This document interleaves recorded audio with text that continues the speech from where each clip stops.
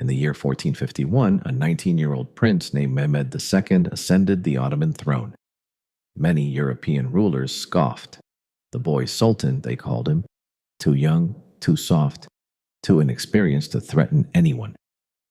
They were gravely mistaken. This young ruler bore the legacy of warriors, son of Murad II, grandson of Mehmed I, and heir to a dynasty that had survived civil war and crushed crusaders. But Mehmed dreamed of something far greater than what his ancestors had built.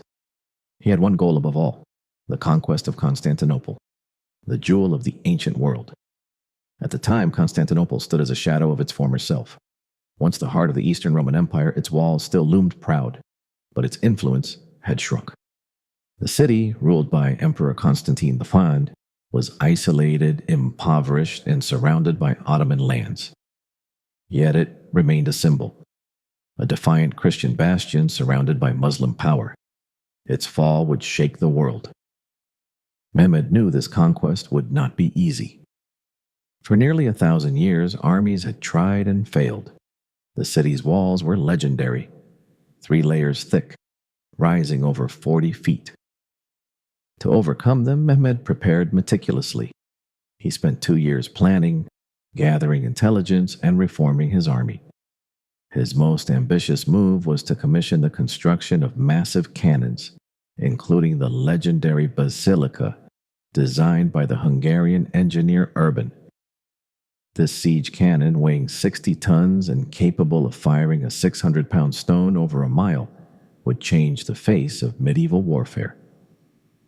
Next, Mehmed built the Rumeli Hisari, a fortress on the Bosphorus, directly across from Anadolu Hisari. This effectively blocked aid from reaching Constantinople via the Black Sea. The noose was tightening. On April 6, 1453, the siege began. Over 80,000 Ottoman troops encircled the city. Inside, the Byzantines, numbering just 7,000 defenders, including Genoese commander Giovanni Giustiniani, prepared for a final stand. The Ottomans launched waves of attacks, bombarding the walls daily. But the city held. For weeks, the siege raged. The cannons cracked the outer walls, but the defenders patched them by night. Ottoman losses mounted. Still, Mehmed pushed on, his resolve unshaken. In a daring maneuver, Mehmed had Ottoman ships hauled overland, greased logs rolling through the Galata hills, bypassing the chain blocking the Golden Horn. This astonishing feat shocked the defenders. Now, the Ottomans threatened the city from both land and sea. The final assault came on May 29, 1453. Just before dawn, Mehmed launched a massive coordinated attack. The Janissaries led the charge. After hours of brutal fighting, the walls were breached near the gate of St. Romanus. Giustiniani was wounded. The defense crumbled. By midday, Ottoman soldiers poured into the city.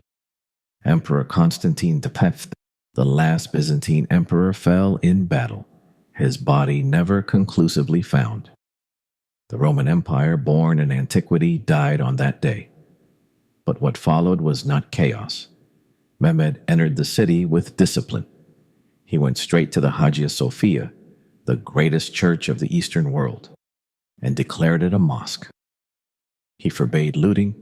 He protected Christians who remained. He called himself not destroyer, but conqueror, and soon Kaiser I Rum, Caesar of Rome. Constantinople was reborn as the new capital of the Ottoman Empire, now known as Istanbul.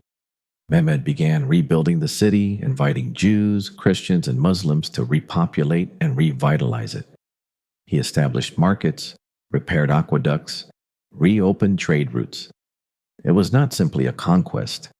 It was a reconstruction of civilization. With one stroke, Mehmed II ended a 1,000-year-old empire and launched the Ottomans onto the global stage. He was no longer the boy sultan. He was now Mehmed the Conqueror, Fatih Sultan Mehmed. In the next episode, we dive into the golden age of Mehmed's reign, his campaigns into the Balkans and the East, and how he transformed the Ottomans from a frontier sultanate into a true imperial power.